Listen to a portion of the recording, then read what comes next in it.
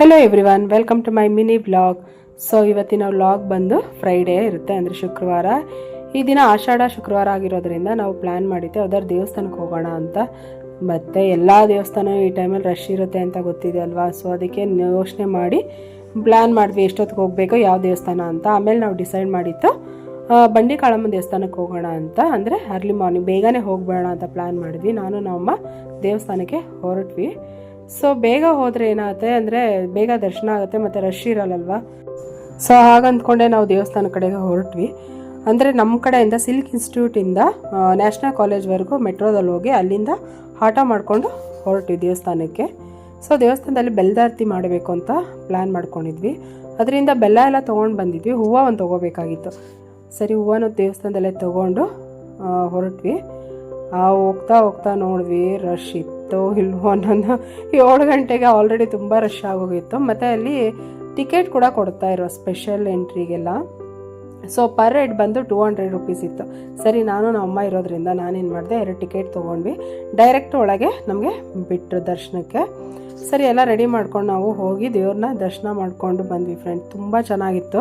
ಅಂದರೆ ಅವಾಗ ಇನ್ನೂ ಎಲ್ಲ ಸ್ಟಾರ್ಟ್ ಮಾಡಿರೋ ದೇವ್ರಿಗೆಲ್ಲ ನೀಟಾಗಿ ಅಲಂಕಾರ ಮಾಡೋಕ್ಕೆ, ತೊಳೆದು ಅಭಿಷೇಕ ಮಾಡಿಕೊಂಡು ರೆಡಿ ಮಾಡ್ತಾಯಿದ್ರು. ಸರಿ, ನಾವೆಲ್ಲ ಆರತಿ ಎಲ್ಲ ಬೆಳಿಗ್ಗೆ ಸೊ ದೇವಸ್ಥಾನ ಸುತ್ತ ಪ್ರದಕ್ಷಿಣೆ ಹಾಕ್ಕೊಂಡು ಬಂದ್ವಿ. ಅದಾದಮೇಲೆ 9 ಗಂಟೆಗೆ ದೇವಸ್ಥಾನದಲ್ಲಿ ಅಂದರೆ ದೇವ್ರಿಗೆ ಅಲಂಕಾರಕ್ಕೆ ಕ್ಲೋಸ್ ಮಾಡಿಬಿಟ್ಟಿದ್ರು.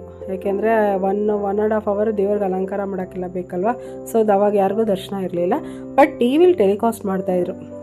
ದೇವ್ರಿಗೆ ಇದು ಅಭಿಷೇಕ ಮಾಡೋದು, ತೊಳೆದು ಅದೆಲ್ಲ ಅಲಂಕಾರ ಮಾಡೋದೆಲ್ಲ ಲೈವ್ ಟೆಲಿಕಾಸ್ಟ್ ಆಗ್ತಾಯಿತ್ತು.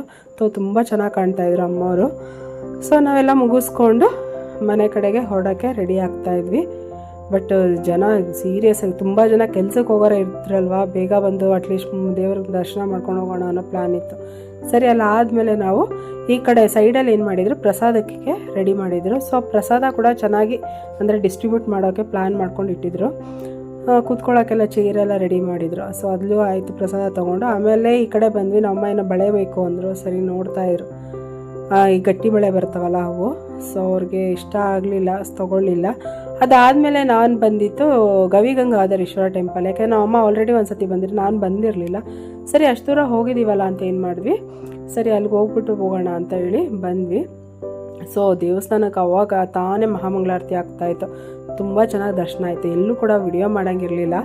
ಬಟ್ ಇಲ್ಲಿ ದೇವ್ರ ಪ್ರದಕ್ಷಿಣೆ ಮಾಡ್ತಿದ್ವಲ್ಲ, ಬಗ್ಕೊಂಡು ಹೋಗಬೇಕಾಯಿತು ಆ ಬಂಡೆಗಳ ಮಧ್ಯೆ. ಸೀರಿಯಸ್ ಆಗಿ ಸ್ವಲ್ಪ ಅದು ನನಗೆ ಸ್ವಲ್ಪ ಕಷ್ಟ ಆಯಿತು. ಈ ಸಣ್ಣ ಕುಳ್ಳಿಗಿರೋರಿಗೆ ನಡೆದೋಗುತ್ತೆ, ಉದ್ದ ಇರೋರಿಗೆ ಫುಲ್ಲು ಬೆಂಡ್ ಆಗಬೇಕಲ್ಲ, ತುಂಬ ಕಷ್ಟ ಇದೆ ನನಗಂತೂ. ಸೊ ಅದನ್ನು ನೋಡಿ